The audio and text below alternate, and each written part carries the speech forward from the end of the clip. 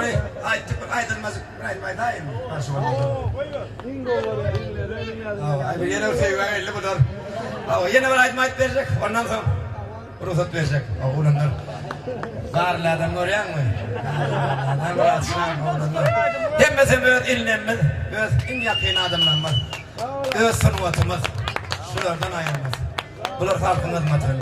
O da şu an ölen 86. 87. yıllarda bilen böyle yazıp yaşası olan tuttan rahatça. O da uğurlar buraydım yalan vardım. Yitip bittim hamala, ardım ayttım şimala.